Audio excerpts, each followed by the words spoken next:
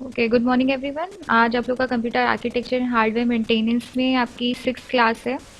तो आज हम लोग का टॉपिक है जो आज हम लोग स्टडी करेंगे वो है सीपीयू डिज़ाइन। तो मेरे ख्याल से सब लोग जानते हैं सीपीयू क्या होता है। कंट्रोल प्रोसेसिंग यूनिट होती है हमारी, और ये हमारा क्या होता है, एक तरीके से कंप्यूटर की ब्रेन भी होती है। ठीक है, तो मतलब जो भी हमारी वर्किंग होती है कंप्यूटर में, तो वो सारी कहाँ होती है, परफॉर्म होती है सीपीयू में होती है। ठीक, ज़्यादातर जो भी हमारे लॉजिकल ऑपरेशन, अर्थमेटिकल ऑपरेशन, जो भी हमारे इंस्ट्रक्शन वगैरह होते हैं वो कहाँ जाके एग्जीक्यूट करते हैं, सीपीयू में। ठीक है। अब सीपीयू का एक पार्ट होता है हमारा कंट्रोल यूनिट। ठीक है, तो आपके लिए कुछ पॉइंट्स लिखे हुए हैं, पहले इसको पढ़ देते हैं, फिर आपको समझाते हैं कि इसमें क्या क्या मतलब क्या क्या चीज़ें होती हैं। तो पहले आपका है control unit is the part of computer central processing unit which directs the operation of the processor. यहाँ पे क्या होता है, सीपीयू में आपका एक पार्ट होता है कंट्रोल यूनिट। उसका काम क्या होता है कि वो जितने भी आपके ऑपरेशन होते हैं प्रोसेसर के, वो डायरेक्ट करता है उसको कि वो जाके किधर जाके चीज़ें एग्जीक्यूट करनी चाहिए। मतलब कहाँ से आपका इंस्ट्रक्शन फेच होगा और कहाँ से कहाँ पे जाना चाहिए। ठीक है, ये सारा काम किसका होता है, कंट्रोल यूनिट का काम होता है। ये जितने भी ऑपरेशन होते हैं हमारे प्रोसेसर में क्या करता है, इसको डायरेक्ट कराता है कि उसका काम क्या है और कहाँ जाके उसको करना है। ठीक। नेक्स्ट पॉइंट आपसे बोल रहा है, it is the responsibility of the control unit to tell the computer memory, arithmetical or logical unit and input and output device how to respond the instruction that have been sent to the processor। दूसरी responsibility क्या होती है, दूसरी responsibility ये होती है control unit की कि जो भी आपकी कंप्यूटर की मेमोरी है उसमें जो भी आपका अर्थमेटिकल लॉजिकल यूनिट, जो भी आपके ऑपरेशन परफॉर्म हो रहे हैं, अर्थमेटिक या लॉजिकल यूनिट जो भी आपके ऐसे ऑपरेशन परफॉर्म हो रहे हैं, उसके जो आपके आउटपुट हैं, जो भी आपको रिस्पॉन्स देना है, आपके इनपुट आउटपुट डिवाइस के जो भी रिस्पॉन्स होते हैं वो कहाँ मतलब कैसे देना है, प्रोसेसर बताता है। ठीक है, ये जैसे आपकी लास्ट लाइन में लिखी है, इनपुट एंड आउटपुट डिवाइस, ये है how to response the instruction that has been send to the processor. मतलब जो भी इंस्ट्रक्शन आपके प्रोसेसर के पास जाएंगे उसका जो भी रिस्पॉन्ड होगा, तो वो एक आउटपुट डिवाइस कैसे आपको रिस्पॉन्ड करेगी और इनपुट डिवाइस कैसे आपसे इंस्ट्रक्शन लेगी। ठीक है, ये सारा काम रिस्पॉन्सिबिलिटी किसकी होती है हैंडल करने की, कंट्रोल यूनिट की। ठीक, नेक्स्ट पॉइंट आपसे बोल रहा है, it fetches internal instruction of the programs from the main memory to the processor instruction register. इसका मतलब क्या होता है, जो भी आपके इंटरनल इंस्ट्रक्शन होते हैं कौन फेच करता है, कंट्रोल यूनिट। ठीक है, ये लिखा है इट फेचेस इंटरनल स्ट्रक्चर इंस्ट्रक्शन। मतलब क्या हुआ, जो आपका कंट्रोल यूनिट होता है वो क्या करता है, आपके जो भी इंटरनल इंस्ट्रक्शन होते हैं उसको फेच करता है किसी भी प्रोग्राम का मेन मेमोरी से, कहाँ पे, प्रोसेसर की तरफ। ठीक है, मतलब मेन मेमोरी से आपका इंस्ट्रक्शन लेगा या फिर जो भी आपका डेटा होगा वो रिट्रीव करेगा और कहाँ सेंड करेगा, प्रोसेसर पे। ठीक है, वहाँ पे क्या होता है, प्रेजेंट आपका इंटरनल इंस्ट्रक्शन रजिस्टर प्रेजेंट होता है। ठीक है, इंस्ट्रक्शन रजिस्टर का काम क्या होता है, जो भी आपका इंस्ट्रक्शन होते हैं उसको अपने में होल्ड कराना, उसकी वैल्यू या डेटा को अपने में होल्ड कराना। ठीक, और जैसे हम लोगों ने प्रीवियस अपने लेक्चर में बात कर ही ली थी इंस्ट्रक्शन फॉर्मेट की, और रजिस्टर हम लोग ने इंस्ट्रक्शन मोड की भी बात कर ली, एड्रेसिंग मोड की भी बात कर ली थी। तो ये क्या होता है, ये हम लोग ने रजिस्टर की बात कर ली थी, तो आपको समझ में आ रहा होगा इंस्ट्रक्शन रजिस्टर का काम क्या होता है। ठीक है, फिर क्या है, based on this register content the control unit generates a control signal that supervise the execution of these signal। अब क्या होता है, यहाँ पे जो भी आपका डेटा होता है, कंटेंट प्रेजेंट होता है आपके रजिस्टर में, कंट्रोल यूनिट क्या करता है, उससे कंट्रोल सिग्नल्स को जनरेट करता है, उसको सुपरवाइज करता है कि कैसे एग्जीक्यूट करेंगे ये सारे इंस्ट्रक्शन। ठीक है, जो आपके स्टेटस सिग्नल होते हैं वो कंट्रोल प्रोसेसिंग यूनिट में एंट्री करते हैं, और वहाँ पे जो भी आपके सर्किट्स वगैरह होते हैं वहाँ पे एग्जीक्यूट करते हैं आपके जो भी सिग्नल्स होते हैं, और फिर वो जनरेट कराते हैं कंट्रोल सिग्नल्स। ठीक है, नेक्स्ट है आपका, ये आपका ब्लॉक डायग्राम दिखाया गया है यहाँ कंट्रोल यूनिट का। तो आप देख सकते हैं ये आपका कंट्रोल यूनिट है, यहाँ पे आपका इंस्ट्रक्शन रजिस्टर गिवन है, ये आपकी कंट्रोल बस है। ठीक है, बस का काम क्या होता है, सिग्नल्स को ट्रांसमिट कराना। ठीक है, तो यहाँ से जो भी आपके सिग्नल्स होंगे, ये control signals from control bus, मतलब जो भी आपके कंट्रोल सिग्नल है वो ट्रांसमिट कर रहे हैं कंट्रोल यूनिट में, और जो कंट्रोल यूनिट के सिग्नल है वो ट्रांसमिट कर रहे हैं टू द कंट्रोल बस। ठीक है, ये आपका एक ब्लॉक डायग्राम है, क्योंकि इसमें साथ देखिए आपको कुछ डिज़ाइन या सर्किट नहीं दिखाई जाती है, यहाँ पे सिर्फ एक ब्लॉक से रिप्रेजेंट कर दिया जाता है। ठीक है, इसलिए इसको क्या बोलते हैं, ब्लॉक डायग्राम बोलते हैं। तो ये किसका है, कंट्रोल यूनिट का ब्लॉक डायग्राम है। ठीक, इसमें बहुत ज़्यादा समझने की चीज़ नहीं होती है। यहाँ पे क्लॉक पल्स दी जा रही है, यहाँ पे आपका फ्लैग होता है और ये आपका इंस्ट्रक्शन रजिस्टर होता है। ठीक, नेक्स्ट है आपका टाइप्स ऑफ कंट्रोल यूनिट। अब क्या होता है, बेसिकली हमारा कंट्रोल यूनिट जो भी हम लोगों ने पढ़ा है अभी, जो कंट्रोल यूनिट होते हैं उसमें दो टाइप के आपके कंट्रोल यूनिट होते हैं। पहला आपका होता है हार्ड वायर्ड कंट्रोल यूनिट, दूसरा होता है माइक्रो प्रोग्रामेबल कंट्रोल यूनिट। ठीक है, आपको जैसे समझ में आ रहा होगा हार्ड वायर्ड मतलब क्या होता है, जो आपके हार्डवेयर होते हैं उसके थ्रू जो आपका कंट्रोल यूनिट बनता है, जो चीज़ें परफॉर्म करता है, वो आपका हार्डवेयर कंट्रोल यूनिट होता है। और माइक्रो प्रोग्रामेबल कंट्रोल यूनिट, जैसे अभी हम लोग पढ़ते आ रहे थे कि हम लोग कोई भी छोटे छोटे माइक्रो इंस्ट्रक्शन परफॉर्म कर रहे थे। जैसे हम एक एग्जांपल लेते हैं, जैसे हम लोग ले रहे थे ऐड R1 कॉमा R2, ये एक क्या हो गया, आपके छोटा सा एक पार्ट हो गया, क्या, इंस्ट्रक्शन, माइक्रो इंस्ट्रक्शन हो गया। ठीक है, ये क्या होते हैं, आपके प्रोग्राम्स होते हैं। ठीक है, ये छोटा छोटा हम लोग क्या करते हैं, प्रोग्रामेबल इंस्ट्रक्शन प्रोवाइड कराते हैं। ठीक है, तो ये भी चीज़ें कहाँ होती हैं, आपकी माइक्रो प्रोग्रामेबल कंट्रोल यूनिट्स में। इसको अब हम और फर्दर डिटेल में पढ़ते हैं। पहले तो हम लोग समझते हैं हार्ड वायर्ड कंट्रोल यूनिट क्या होता है। ठीक, तो दो पॉइंट्स आपके लिए लिखे हुए हैं ताकि आप लोग को बहुत अच्छे से समझ में आ जाए क्या होता है। तो चलिए पहला पॉइंट हम लोग रीड आउट करते हैं। It is implemented as logical circuit. तो पहली बात क्या होता है कि ये हमारा क्या होता है, लॉजिकल सर्किट होता है। लॉजिकल सर्किट क्या होते हैं, जैसे हमारे गेट्स हो गए, फ्लिप फ्लॉप हो गए, और ये आपके डिकोडर्स हो गए, ये सारे हमारे क्या होते हैं, लॉजिकल सर्किट्स होते हैं। गेट मेरे ख्याल से आपने सबने पढ़ा होगा, गेट्स हमारे क्या क्या होते हैं, जैसे एंड गेट हो गया, और गेट हो गया, नॉर गेट हो गया। ठीक है, एक्सॉर हो गया, ये आपके नैंड हो गए, एंड हो गए, ये आपके क्या होते हैं, यूनिवर्सल गेट होते हैं। ठीक है, ये सब आपके किस में आते हैं, लॉजिकल सर्किट्स में आते हैं। ठीक है, इन द हार्डवेयर, मतलब जो आपका हार्ड वायर्ड कंट्रोल यूनिट होता है, इसमें क्या होता है, आपका लॉजिकल सर्किट होता है। ठीक है, this organization this organization is very complicated if we have a large control unit। अब जैसे मैंने बताया, हार्ड वायर कंट्रोल यूनिट में क्या होता है, हार्डवेयर्स आपके प्रेजेंट होते हैं, गेट्स आपके प्रेजेंट होते हैं, उसको क्या करते हैं, हम असेंबल करते हैं।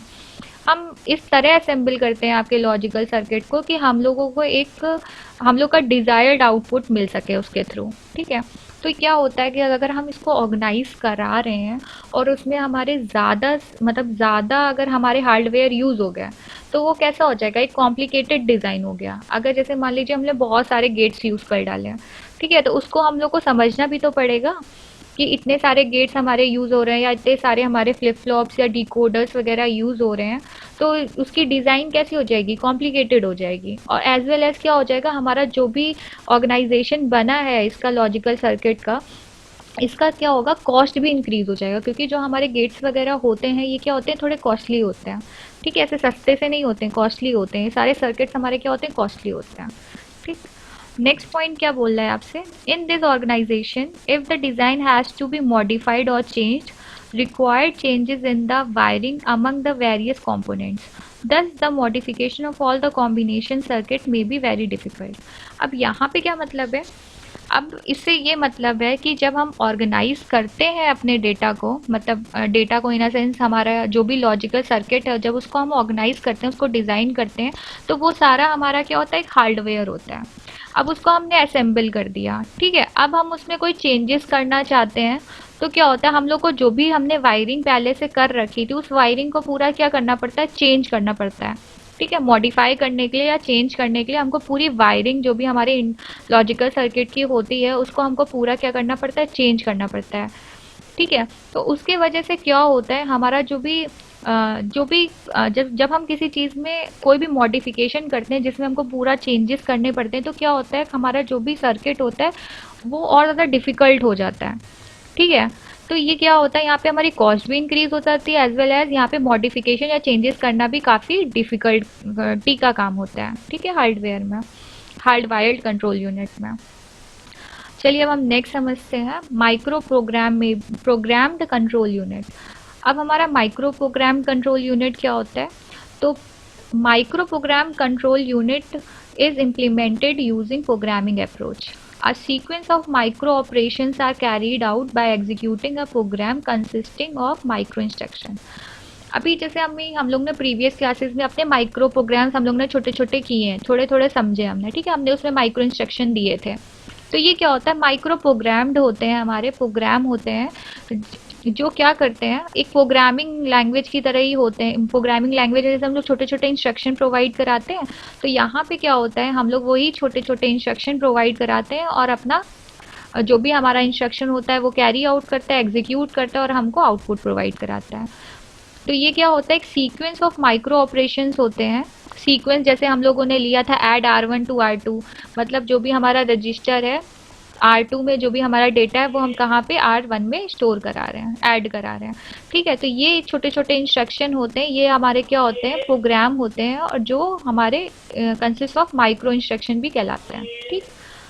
नेक्स्ट पॉइंट क्या है, micro program consists of micro instruction is stored in a control memory of the control unit. Execution of instruction is responsible for generation of set of control signal.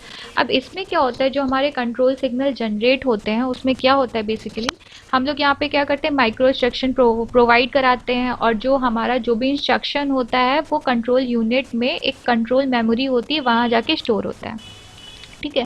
फिर क्या होता है, यहाँ से जो भी आपके इंस्ट्रक्शन होते हैं वो क्या करते हैं, जनरेट कराते हैं हमको set of control signal.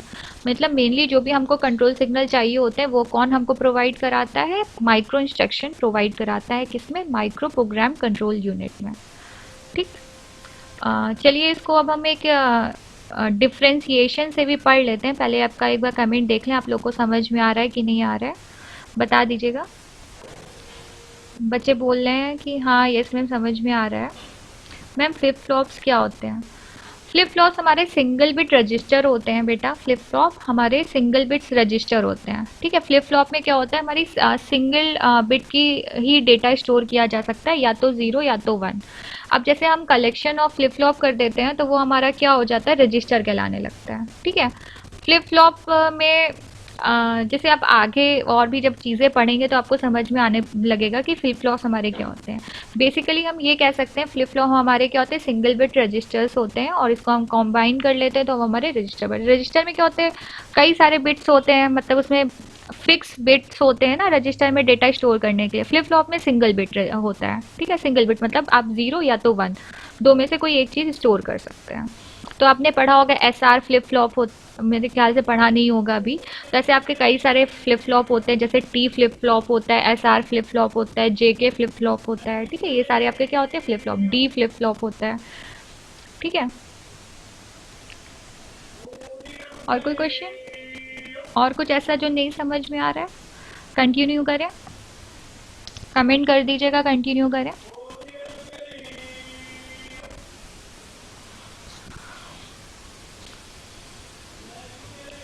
Yes ma'am, okay. चलिए अब कंटिन्यू करते हैं हम लोग। अब हम लोग को पढ़ना था डिफ्रेंशिएशन बिटवीन, अब हम लोग एक तरीके से देख रहे हैं एट्रीब्यूट के रिजेंबल से देखेंगे hardware control, hard wired control unit and micro programmed control unit में डिफरेंस क्या होता है, ठीक है। अब जब हम स्पीड की बात करते हैं तो जो हमारा हार्ड वायर्ड होता है उसकी स्पीड ज़्यादा होती है, और जो हमारे माइक्रो प्रोग्राम्ड कंट्रोल यूनिट होती है उसकी स्पीड कम होती है कंपैरिजन में। क्यों, क्योंकि देखिए ये क्या होता है, एक तरीके से हार्डवेयर होता है, वो क्या होता है, हमारा जो प्रोग्राम होता है, प्रोग्राम हमारा इंस्ट्रक्शन होता है। अगर मान लीजिए उसमें कोई आपका एरर वगैरह आ गया तो, ठीक है, तो बेसिकली ये क्या होता है, आपका माइक्रो इंस्ट्रक्शन होते हैं, इसलिए इसकी process as compare to hard wired control unit में मतलब थोड़ा इसे स्लो मानी जाती है, ठीक है। नेक्स्ट पॉइंट क्या है आपका, नेक्स्ट है कॉस्ट ऑफ इम्प्लीमेंटेशन। इम्प्लीमेंटेशन जाहिर सी बात है, जिसमें हम हार्डवेयर यूज़ कर रहे होंगे वो ज़्यादा कॉस्टली होंगे, और जिसमें हम माइक्रो इंस्ट्रक्शन यूज़ कर रहे होंगे वो हमारा चीपर होगा, ठीक है। तो हमारे हार्ड वायर्ड में हम लोग हार्डवेयर यूज़ कर रहे हैं इसलिए मोस्ट कॉस्टलियर होता है ये, क्योंकि कई सारे हम लोगों को लॉजिकल गेट्स वगैरह यूज़ करने पड़ते हैं। और माइक्रो प्रोग्राम्ड में क्या होता है कि हम लोगों को क्या करना पड़ता है, खाली माइक्रो इंस्ट्रक्शन प्रोवाइड कराने पड़ते हैं, तो ये इसलिए क्या होता है, सिंपल होता है। जैसे हम लोग देख सकते हैं, हम लोगों ने लिखा क्या था, जैसे हम लोग दूसरा एक एग्जाम्पल लें तो हम लोग एक्यूमुलेटर के अंदर क्या करें, एक्यूमुलेटर प्लस R1 कर रहे हैं, या कोई डेटा या कोई ऑपरेंड स्टोर करा रहे हैं, तो वो हमारा इंस्ट्रक्शन क्या होगा, चीपर हो जाएगा, ठीक है। नेक्स्ट हम बात करते हैं हमारी फ्लेक्सिबिलिटी। फ्लेक्सिबिलिटी जैसे अभी मैंने बताया कि आपने कोई ऐसे क्या किया, कई सारे आपने ये लिया सर्किट में, आपने अपना जैसे लॉजिकल गेट का यूज़ कर लिया, मतलब गेट्स का यूज़ कर लिया आपने, और आपने फ्लिप फ्लॉप का यूज़ कर लिया, उसको बना के आपने क्या किया, एक पूरा एक तरीके से पूरा सा आपने अपना स्ट्रक्चर सर्किट बना लिया। अब जब आपने पूरा सर्किट बना लिया, डिज़ाइन कर लिया, अब क्या वो फ्लेक्सिबल हो पाएगा? नहीं हो पाएगा ना, क्योंकि वो हार्डवेयर है आपका बन गया, आप उसको ऐसे घुमा थोड़ी ना सकते हैं, आपको मॉडिफाई करने के लिए बहुत चीज़ें करनी पड़ेंगी, पूरा उसका जो भी आपने सर्किट में वायरिंग वगैरह की उसमें पूरा चेंजेस करना पड़ेगा। तो इसलिए यहाँ पे लिखा है not flexible to accumulate new system specification और new instruction redesigning is required. मतलब यहाँ पे क्या हुआ, हम इसको फ्लेक्सिबल नहीं, मतलब फ्लेक्सिबल क्या होता है जिसमें हम चेंजेस कर सकें, वो हमारा फ्लेक्सिबल। जैसे फ्लेक्सिबल एक तरीके से समझ सकते हैं आप, अगर कोई पहले बीच में हमारे टाइम पे, मतलब आप अगर आपको पता होगा तो हम लोग के पास पेन चलते थे जो फ्लेक्सिबल थे, मतलब ऐसे आपको उसको घुमाते थे वो घूम जाते थे, ठीक है, घूम जाते थे, छोटे हो जाते थे, बड़े हो जाते थे, ठीक है, उसको ऐसे होता नहीं था, वो क्या होते थे, फ्लेक्सिबिलिटी होती है एक तरीके से। जैसे अगर आप स्प्रिंग की बात कर लिए, स्प्रिंग को दबाएंगे तो वो पतला हो जाएगा, और ऐसे खींचेंगे तो लंबा हो जाएगा, तो ये क्या होता है, फ्लेक्सिबिलिटी होती है, मतलब वो कितनी आराम से मतलब मोड़ तड़ोड़ से हमारा क्या करता है, नया सिस्टम को बना सकता है। ठीक, तो यहाँ पे फ्लेक्सिबिलिटी का क्या मतलब है, जब हम हार्ड वायर्ड कंट्रोल यूनिट की बात करते हैं तो यहाँ पे क्या होता है, बेसिकली अगर हमारा कोई भी लॉजिकल सर्किट बन चुका है, कोई भी हमारा सर्किट बन चुका है, उसमें वायरिंग वगैरह हमारे जो भी ये कर चुके हैं, उसको चेंज करने में कितना कितना प्रॉब्लम आएगा ना, कितना ज़्यादा मॉडिफिकेशन की ज़रूरत पड़ेगी, जो तार हमने कहाँ कहाँ लगाया था, कौन सा कनेक्शन किया था, ठीक है। तो यहाँ पे इसीलिए बोला है not flexible to accumulate new system, यहाँ से न्यू सिस्टम बनाना, इसको करना बहुत मुश्किल होता है। और यहाँ पे क्या लिखा है, new instruction redesigning is required, मतलब अगर आप कोई नया इंस्ट्रक्शन वगैरह देना चाहते हैं या कुछ नया कुछ करना चाहते हैं तो उसको रीडिज़ाइन करना पड़ता है, ठीक। और आज हम माइक्रो प्रोग्राम की more flexible to accumulate new system specification और न्यू इंस्ट्रक्शन सेट। अब यहाँ पे क्या होता है, हम लोगों को खाली कमांड्स देनी पड़ती है, माइक्रो इंस्ट्रक्शन देने पड़ते हैं, उसको हम चेंज कर दें थोड़ा सा, यहाँ पे क्या होगा, नया हमारा इंस्ट्रक्शन सेट तैयार हो जाएगा, और क्या होगा, आराम से फ्लेक्सिबल हो जाएगा, मतलब आराम से क्या होगा, एग्जीक्यूट हो जाएगा। तो यहाँ पे क्या होता है, ये नॉट फ्लेक्सिबल, ये मोर फ्लेक्सिबल, ठीक है, मतलब जो हमारा हार्ड वायर्ड कंट्रोल यूनिट है ये हमारा क्या हो गया, नॉट फ्लेक्सिबल, और जो हमारा माइक्रो प्रोग्राम्ड कंट्रोल यूनिट है ये मोर फ्लेक्सिबल, ठीक। नेक्स्ट पॉइंट पे आते हैं, फोर्थ पॉइंट पे आते हैं, eligible to handle complex instruction, ठीक है, मतलब एट्रीब्यूट हमारा क्या कह रहा है यहाँ पे, eligible to handle complex instruction. अब जैसे हमको पता है difficult to handle complex instruction, क्यों, क्योंकि अब हमारा जो भी सर्किट है वो एक बार बन चुका, तो अगर एक बार हम कोई चीज़ बना देते हैं तो वो पर्टिकुलर सेट ऑफ इंस्ट्रक्शन ही तो लेगा, और पर्टिकुलर सेट्स ऑफ आउटपुट हमको प्रोवाइड कराएगा, कोई नया काम तो नहीं कर देगा, ठीक है। तो इसलिए क्या होता है, यहाँ पे जो हार्ड वायर्ड कंट्रोल यूनिट में होता है, इसलिए यहाँ पे हमारा जो भी इंस्ट्रक्शन होता है उसको हैंडल करना थोड़ा कॉम्प्लेक्स हो जाता है, ठीक है। Difficult to handle complex instruction, मतलब यहाँ पे के जो जो भी इंस्ट्रक्शन आपके होते हैं ये कॉम्प्लेक्स एक तरीके से बिहेव करते हैं, हैंडल नहीं हो पाते हैं इतनी जल्दी। और जो माइक्रो प्रोग्राम्ड कंट्रोल यूनिट होता है ये आराम से इंस्ट्रक्शन ही होते हैं, माइक्रो इंस्ट्रक्शन ही होते हैं, उसमें थोड़ा सा भी अगर आप बढ़ा भी देते हैं, घटा भी देते हैं, तो उसमें इतना दिक्कत नहीं आती है हैंडल करने में, ठीक। नेक्स्ट पॉइंट, फिफ्थ पॉइंट की बात करते हैं, डिकोडिंग। डिकोडिंग क्या होता है, मेरे ख्याल से आप बता दीजिए डिकोडिंग क्या होता है, फिर हम कंटिन्यू करते हैं, आपके कमेंट्स भी चेक कर लूँगी। बता दीजिएगा डिकोडिंग वगैरह क्या होती है। एनकोडिंग या डिकोडिंग पढ़ा होगा आप लोगों ने, कमेंट करके बता दीजिए जल्दी से।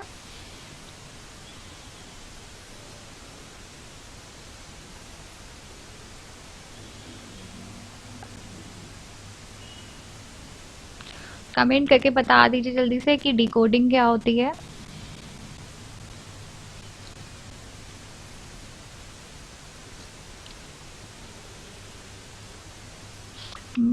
वंदना कह रही है मैम नहीं पता डिकोडिंग। टू ट्रांसलेट डेटा और message from code into original language और फॉर्म। नहीं बेटा, डी कोड करना, कोड तो वो हो गया ना, ये आप सिमरन बता सही रही है, मतलब एक तरीके से गलत भी बता रही है। ओरिजिनल लैंग्वेज में नहीं होता है, ओरिजिनल लैंग्वेज में नहीं होता है, अदर लैंग्वेज में होता है जो रीडेबल नहीं होती है। ठीक है, किसी भी डेटा को इस तरह कोड करना, या तो वो मशीन लैंग्वेज हो जाए, सिर्फ मशीन समझ सके, ह्यूमंस ना समझ सके, तो वो डिकोड करना हो गया। ठीक है, और या तो क्या होगा, जब हम क्रिप्टोग्राफी में बात करते हैं, जब हम क्रिप्टोग्राफी सब्जेक्ट का बात करते हैं, तो जो भी, जैसे हम किसी को अपना कोई इंफॉर्मेशन भेज रहे हैं, ठीक है, इंफॉर्मेशन भेज रहे हैं एक पर्सन से दूसरे पर्सन में, और वो जो हमारा डेटा है वो कॉन्फिडेंशियल डेटा है। ठीक है, तो क्या करते हैं हम, अपने डेटा को क्या करते हैं, डिकोड करा देते हैं। जो भी हमारा डेटा होता है उसको हम डिकोड करा देते हैं, फिर सेंड करते हैं ओवर द नेटवर्क। फिर हमारा जो भी डेटा रिसीव करता है वो उसको क्या करता है, एनकोड करता है। तो वो जो डिकोडेड डेटा होता है हमारा, नहीं नहीं सॉरी गलत बोल रहे हैं, एनकोडेड जो डेटा होता है हमारे, उसको डिकोड किया जाता है। ठीक है, रिवर्सिंग ऑफ कोडिंग, हाँ डिकोडिंग, हाँ वेरी गुड वेरी गुड रोशनी, वेरी गुड। ठीक, यहाँ पे क्या होता है, डिकोड का मतलब क्या होता है, यहाँ से जो भी हमारा, जो भी हम यहाँ पे जब हम बात कर रहे हैं इसमें, एक मिनट आप लिए खोल देते हैं स्लाइड। देखिए यहाँ पे डिकोडिंग से मतलब है हमारा, समझिएगा, हाँ डिकोडिंग, डिकोडिंग मतलब जो हमारी लैंग्वेज होती है वो क्या होती है, वो हार्डवेयर या जो भी हमारे हमारे जो गिवन कोडिंग होती है वो इतनी जल्दी क्या करता है, कंप्यूटर समझ नहीं सकता है, तो वो क्या करता है, उस कोडिंग को डिकोड करता है, अपने लैंग्वेज अपने समझने के लिए करता है। ठीक है, फिर जब वो कर लेता है तो वो क्या काम होता है, वो काम होता है कंप्यूटर का डिकोड करना। ठीक है, उसको समझना, काम क्या होता है, उसको समझना। जब हम जब हम कोई कोड को भेजते हैं ओवर द नेटवर्क, तो हम पहले उसको क्या करते हैं, डिकोड करते हैं, एनकोड करते हैं, फिर वो डिकोड होता है। ठीक, यहाँ पे क्या हो रहा है बेसिकली डिकोडिंग से, कॉम्प्लेक्स डिकोडिंग यहाँ पे, क्योंकि जो एंड सीक्वेंसिंग लॉजिक, तो यहाँ पे जो हमारी डिकोडिंग हो रही है कॉम्प्लेक्स, हार्डवेयर को समझने में टाइम लगेगा। आपको इसको इंस्ट्रक्शन देंगे, अगर उसके फॉर्मेट में नहीं हुआ तो वो क्या करेगा, उस चीज़ को रिजेक्ट कर देगा, क्योंकि वो समझ ही नहीं पाएगा, उस जो भी आपने डेटा दिया उसको वो समझ नहीं पाया, उसको डिकोड नहीं कर पाया, तो वो आपको आउटपुट कैसे देगा, दे ही नहीं सकता ना। तो समझना बहुत ज़रूरी है। और माइक्रो प्रोग्राम्ड क्या होते हैं, जो हम लोगों के माइक्रो प्रोग्राम्ड होते हैं वो कैसे अंडरस्टैंडेबल होते हैं, वो क्या होते हैं, सीपीयू जल्दी अच्छे से अंडरस्टैंड कर लेते हैं, क्योंकि जो हम लोग वहाँ पे कीवर्ड्स वगैरह यूज़ करते हैं, जैसे लोड लोड लिखते हैं, तो लोड क्या हो गया हमारा, लोड कीवर्ड हो गया। तो क्या करता है, माइक्रो प्रोग्राम जो होता है वो आराम से समझ, जो कंट्रोल यूनिट होती है हमारी, आराम से समझ लेती है लोड मतलब ये वाला डेटा रजिस्टर R1 से R2 में, R2 से R1 में या R1 से R2 में हमको लोड कराना है। ठीक है, तो ये क्या होता है, जो लैंग्वेज जितनी ज़्यादा ईजिली अंडरस्टैंड हो जाती है वो माइक्रो प्रोसेसर है, माइक्रो प्रोग्राम्ड कंट्रोल यूनिट है हमारी। तो ये क्या हो गया, ईजियर डिकोडिंग, और यहाँ पे क्या हो गया, हार्डवेयर है, तो यहाँ पे कॉम्प्लेक्स डिकोडिंग। ठीक है, आ गया कोई डाउट डिकोडिंग में, आप कमेंट करके बता दीजिए। कांशा, किसी डेटा को मशीन लैंग्वेज से ह्यूमन लैंग्वेज में कन्वर्ट करना। हाँ, बट यहाँ पे जब हम बात करेंगे तो क्या हो जाएगा, ह्यूमन लैंग्वेज से मशीन लैंग्वेज में कन्वर्ट करना। ठीक है, डिकोड करना, क्योंकि ह्यूमन लैंग्वेज में,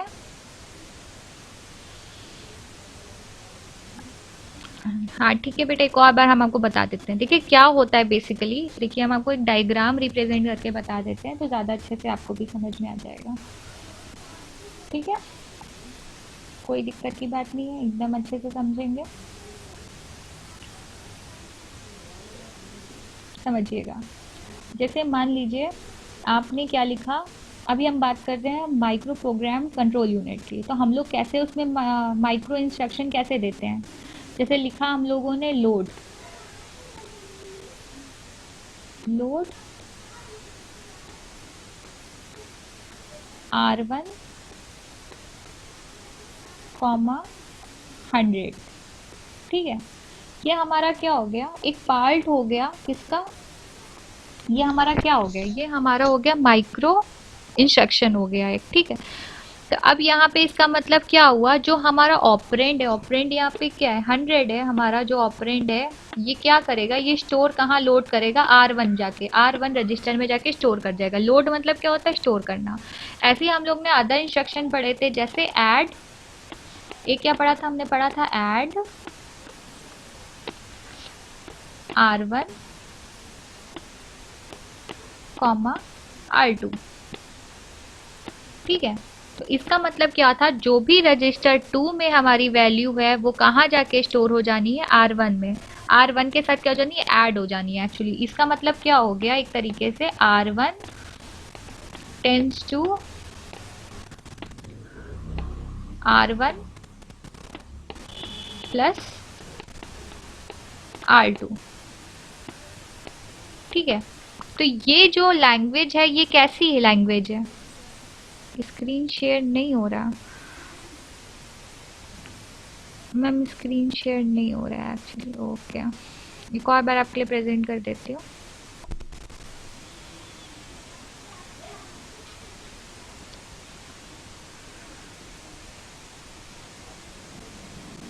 ओके, अब विजिबल है स्क्रीन।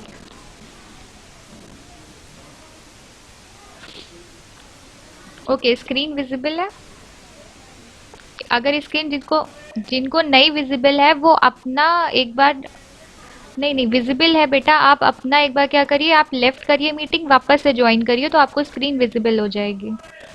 ठीक है, जिनको ऐसी प्रॉब्लम आती है वो क्या किया करिए, अपना अपने को एक बार क्या करिए कि लेफ्ट कर दिया करिए मीटिंग और वापस से रीज्वाइन कर लिया करिए, तो स्क्रीन विजिबल हो जाएगी। ये थोड़ी सी प्रॉब्लम आती है कनेक्शन में। ठीक है, अब विजिबल है अनुष्का। ओके, ठीक है, याद रखिएगा किसी भी आप कोई भी ऑनलाइन लेक्चर कर रहे हो तो अगर आपको स्क्रीन नहीं दिख रही है और नहीं प्रेजेंट हो रही है आपको, वैसे वो प्रेजेंट रहती है स्क्रीन। ठीक है, एक बार क्या करा करिए, एक बार लेफ्ट किया करिए, वापस से रीज्वाइन कर लिया करिए, कनेक्शन आ जाएगा, कोई प्रॉब्लम नहीं आएगी, थोड़ा सा है।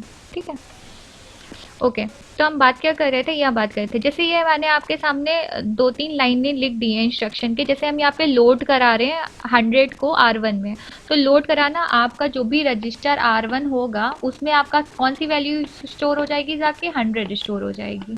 ठीक है, लोड कराने का मतलब रजिस्टर R1 में आपने वैल्यू R1 में आपने क्या, R1 रजिस्टर में आपने 100 ऑपरेंड सेव कर लिया। ठीक है, तो ये किस टाइप का माइक्रो इंस्ट्रक्शन है, ये किसके लिए आसानी है समझने के लिए, ये माइक्रो प्रोग्राम्ड कंट्रोल यूनिट के लिए आसान है समझने के लिए।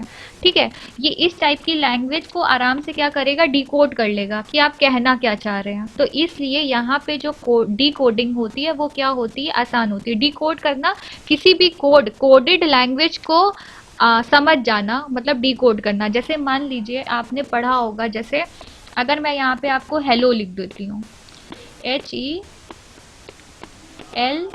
HELLO।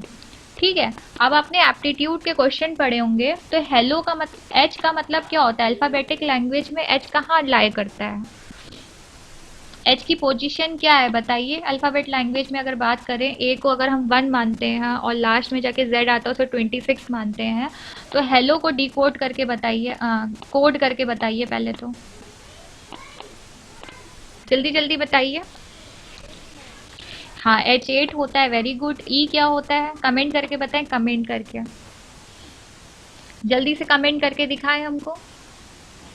नहीं, पूरा हेलो का पूरा मतलब 8 नहीं, पूरा लिखिए एक साथ, हेलो लिखिए, उसके बगल में कोडेड लैंग्वेज लिखिए।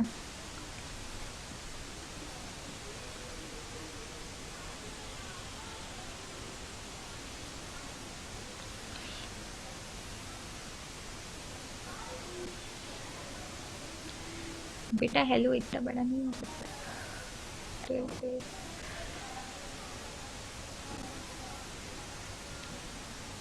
लिखा है 8 5 12 12, 8 5 12 12 15। ठीक है, हेलो का मतलब क्या हो गया, हाँ वेरी गुड। ठीक है, अब समझ रहे, अगर इसको हम क्या करेंगे, इसको हम कोडेड फॉर्म में लिखेंगे। कोड मतलब हमने एच की जगह 8 लिखा, ई की जगह 5 लिखा, एल की जगह 12 लिखा, नेक्स्ट वाले एल की जगह क्या किया, फिर 12 लिखा, और ओ की जगह हमने क्या लिखा, 15 लिखा। ठीक है, तो ये वाली हमारी लैंग्वेज क्या हो गई, ये हमारी लैंग्वेज कोडेड फॉर्म हो गई। मतलब हमने ऐसी लैंग्वेज में लिखा कि कोई और नहीं समझ सकता, ठीक है। और जो हमने ऊपर हेलो लिखा है ये हमारी क्या हो गया, डी कोडेड लैंग्वेज। मतलब कोड को वापस से हमने डी कोड फॉर्म में कर लिया, ठीक है। अगर हम ये 8 5 1 1 12 12 15 देते हैं तो ये कैसी हो गई, कोडेड लैंग्वेज हो गई, ठीक है। अगर हम हेलो लिखते हैं तो वो क्या हो गई, ये अगर हमने हेलो लिख दिया मतलब हमने इसको क्या किया, इसका तोड़ निकाल दिया। इसका आंसर क्या था, ये हमने निकाल दिया। इसका मतलब क्या था, ये हमने निकाल दिया, ठीक है। कोड और डिकोड में मतलब समझ में आ गया एकदम क्लियरली। अब क्या होता है, जब हम किसी भी लॉजिकल सर्किट में कोई ऐसा चीज़ देते हैं या ऐसा इंस्ट्रक्शन देते हैं जो वो नहीं समझ सकता या उसके लिए समझने में उसको दिक्कत होती है, ठीक है। तो वो क्या होती है आपकी हार्डवेयर की बात, हार्ड वायर्ड कंट्रोल यूनिट की बात हो जाती है। एक और बार आपको मैं प्रेजेंट दिखा देती हूँ क्या मतलब मेरा। जब देखिए यहाँ पे क्या हो गया, जो आपका यहाँ पे कॉम्प्लेक्स डिकोडिंग इसलिए हो जाती है क्योंकि ये जो हमारे कंट्रोल यूनिट्स वगैरह, जो आपके गेट्स वगैरह होते हैं इसमें, तो वो क्या करते हैं, खाली इनपुट कैसा लेते हैं, 0 और 1 की वैल्यू लेते हैं ना। गेट आपको पता नहीं आपने पढ़ा है कि नहीं पढ़ा, एक बार आपको गेट भी मैं बता देती हूँ ताकि आपको अच्छे से समझ में आ जाए। तो मेरे ख्याल से माइक्रो इंस्ट्रक्शन में तो किसी को कोई दिक्कत नहीं होगी, हो सकता है इसमें हो, हार्ड वायर्ड वाले में हो। इसमें आपको एक बार मैं दिखा देती हूँ इसमें क्या मतलब है।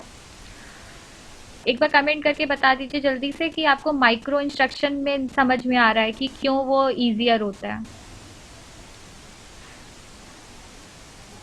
ये इसमें समझ में आ रहा है क्योंकि हम लैंग्वेज ही माइक्रो इंस्ट्रक्शन में जो हम को लिखते हैं, प्रोग्राम लिखते हैं, वही हमारा कैसा होता है, रीडेबल होता है कंप्यूटर के लैंग्वेज में, ठीक है। हाँ, आप समझते हैं कि हमारा हार्ड वाइल्ड में क्यों मुश्किल होता है। अभी मैंने बताया हार्ड वाइल्ड में क्या होता है, हमारा गेट यूज होता है। अब गेट हमारे कौन कौन से होते हैं, गेट हमारा एंड गेट होता है। एंड गेट कैसा होता है, ऐसा होता है, ठीक है। और गेट कैसा, ये हमारा क्या हो गया, एंड गेट। एंड क्या होता है, ट्रुथ टेबल पढ़ी है आप लोगों ने, इतना बताइए हाँ या ना में कमेंट करके बताइए। एंड और नॉट, वेरी गुड सर, ये है शिवांगी चौरसिया, वेरी गुड बेटा, ठीक है। तो ये आपका क्या होता है, रिप्रेजेंटेशन होता है एंड गेट का। एंड गेट में क्या होता है, एक सिंगल आपका आउटपुट होता है और दो आपके क्या होते हैं, इनपुट हो जाते हैं, ठीक है। ये मान लेते हैं हमारा इनपुट ए हो गया और ये हमारा इनपुट बी हो गया, ठीक है। और आउटपुट हम मान लेते हैं ये हमारा आउटपुट एक्स हो गया, ठीक है। अब जब हम एंड गेट का टेबल बनाते हैं, ट्रुथ टेबल बनाते हैं, तो उसमें क्या हो जाता है, हमारी ए हो जाती है, बी हो जाती है, ठीक है। और ये हमारा एक्स आउटपुट हो गया। तो इसमें क्या होता है बेसिकली हमारा, ये इसमें दो ज़ीरो ले लेते हैं और दो वन ले लेते हैं, टोटल हमारे आउटपुट कितने आएंगे, चार आएंगे, ठीक है। ये 0 1 0 1, ठीक है। ये मेरे ख्याल से आप लोगों ने पढ़ा होगा, ट्रूथ टेबल तो पक्का ही पढ़ा होगा, ठीक। अब जब हम एंड की बात करते हैं तो 0 0 में आउटपुट क्या होता है आपका, 0 होता है। 0 1 में आउटपुट क्या होता है, 0 होता है। 1 0 में क्या होता है, 0 होता है। 1 1 में क्या होता है, 1 होता है। ये आपकी ट्रूथ टेबल हो गई एंड की, ठीक है। अब बताइए आपका ये इस टाइप के सर्किट बने हुए हैं बहुत सारे, ठीक है। तो अब मान लीजिए ये वाला आउटपुट इसमें जा रहा है, ये वाला इसमें जा रहा है, ऐसे सोचिए बहुत सारे आपके क्या बने रहते हैं, ऐसे आपके बहुत सारे कॉम्प्लेक्स तरीके से आपका डिज़ाइन होता है, लॉजिकल सर्किट का डिज़ाइन होता है। अब मान लीजिए आपने ए को बी को कोई इंस्ट्रक्शन प्रोवाइड किया, आपने क्या किया, आपने ए और बी को कोई इंस्ट्रक्शन प्रोवाइड किया, तो वो आप कौन सी लैंग्वेज यूज़ करेंगे, और मशीन कौन सी लैंग्वेज यूज समझती है, बाइनरी लैंग्वेज समझती है मशीन, खाली 0 1 उनको समझ में आता है। तो किसके लिए कॉम्प्लेक्स हो जाएगा, हार्ड वाइल्ड के समझने के लिए कॉम्प्लेक्स हो जाएगा कि नहीं हो जाएगा, आ गया समझ में क्यों कॉम्प्लेक्स हो जाएगा, कमेंट करके बताएं। यस मैम, ओके, अब आपको समझ में आ गया अच्छे से, ठीक है। चलिए अब कंटिन्यू करते हैं अपनी स्लाइड में आके। अब डिकोडिंग वाला पार्ट मेरे ख्याल से सबको एकदम अच्छे से क्लियर हो गया, ठीक है। अब बात करते हैं एप्लीकेशंस। एप्लीकेशंस में हम लोग के दो माइक्रो प्रोसेसर हैं जो आगे हम लोग पढ़ेंगे, एक होता है हम लोग का रिस्क, एक होता है सिस्क। रिस्क क्या होता है, RISC क्या होता है, CISC क्या होता है, ज़रा जल्दी से कमेंट करके बता दीजिएगा। ये आपको मैंने पढ़ने के लिए भी दिया था, थोड़ा सा जल्दी से कमेंट करके बता दीजिए क्या होता है, इसका फुल फॉर्म बता दीजिएगा, एब्रीविएशन बता दीजिएगा। RISC को फुल फॉर्म क्या होता है और CISC का फुल फॉर्म क्या होता है, देखूं कितने लोगों ने पढ़ा, जल्दी से कमेंट करके बता दें।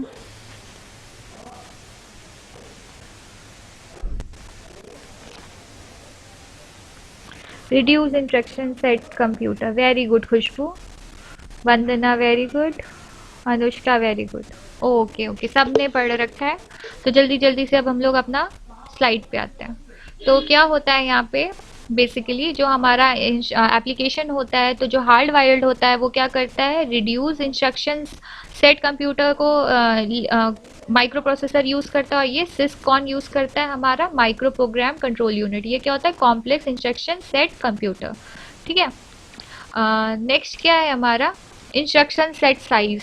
अब हमको पता है हार्डवेयर में क्या होगा, जो हमारा, जो हम लोग को इंस्ट्रक्शन यूज करने हैं वो स्मॉल होंगे, मतलब 0 1 फॉर्म में ही जाएगा, ट्रुथ टेबल फॉर्म में ही जाता है। तो उसमें जो हमारा डेटा होता है वो क्या होता है, काफी कम होता है।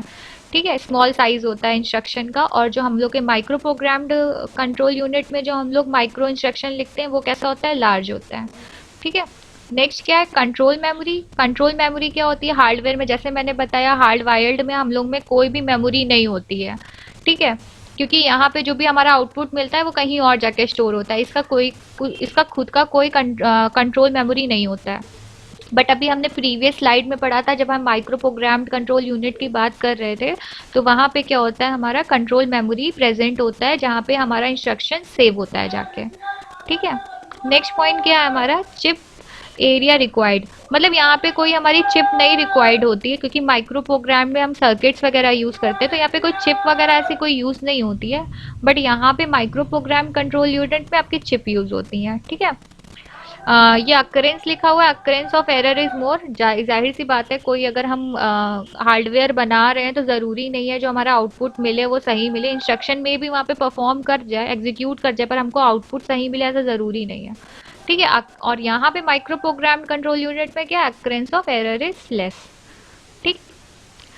और चलिए, ये हम सिस्क और रिस्क हम लोग क्या करते हैं, नेक्स्ट क्लास में अपनी कंटिन्यू कर लेंगे, क्योंकि मेरे ख्याल से आपकी नेक्स्ट क्लास की भी टाइमिंग हो रही है। तो यहीं पे हम थैंक यू बोल के एंड करते हैं अपना सेशन। ठीक है।